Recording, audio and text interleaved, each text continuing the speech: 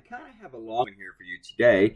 It is September 19th, 2023, 10:29 a.m., episode 2284. So, this is the thing. I wrote a cartoon not last weekend, actually. I think I wrote it on Friday or Thursday about the strike. And it involved a bunch of, gas. A bunch of money bags. That banana's coming back on me.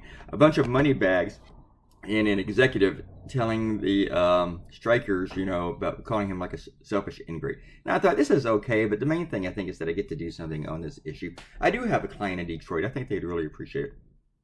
And then I saw, but the guy was looking out a window at the strikers. And then Bramwell did a cartoon with a huge money bag, and I thought it's the same concept, but it's not the same idea. He has some different wording and stuff, and I thought, yeah, it'd be okay if I still do mine.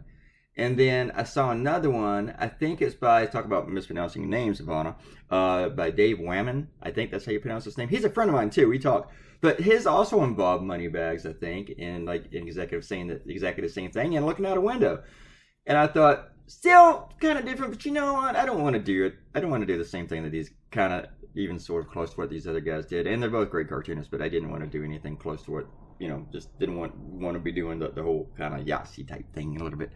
So, then this hit me yesterday morning, and I liked it so much better. And you can see that I actually changed the joke, the text, after I had done all the lettering.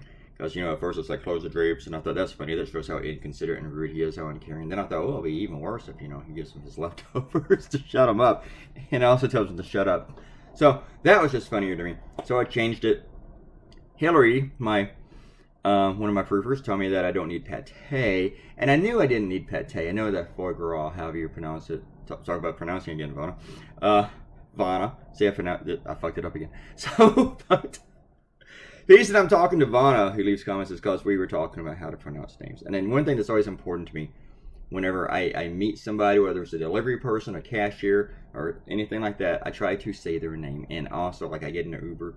And I don't mean this at all to be bad, but 80% of the time you get in an Uber is someone who is foreign. And so it might be a challenge to pronounce their name, but you know what? I do want you to try to pronounce their name. So I try.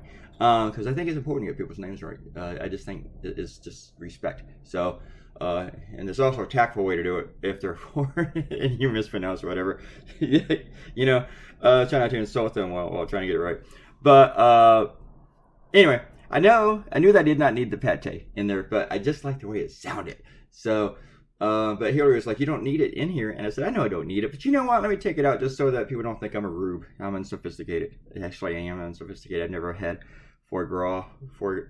I used to think it was foie gras. I don't know how you pronounce it. But anyway, I've never had it in my life. I never had any of this stuff in my life except for like the lobster on the table maybe. And I've never eaten a goldfish. So I have had squid. So, but the stuff in the speech balloon, no, I've never had any of that. And I don't like champagne at all. Bleh, I just don't. Champagne to me is worthless. Who actually has a taste for champagne? Does anybody have a taste for champagne?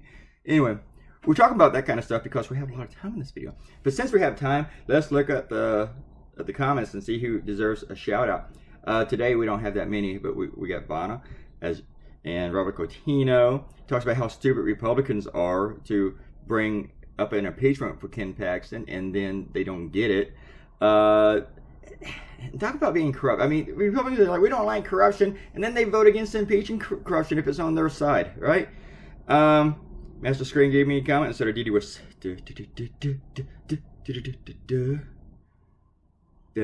just reading another comment there. Anyway, we're about done, and I'm about to go cartoon. I've been procrastinating for like an hour here. So everybody have a great Tuesday, and I will talk to you maybe later in the day. I don't know if my next cartoon would take much time at all or not. Probably will take. The last one took like 7 hours. Bye.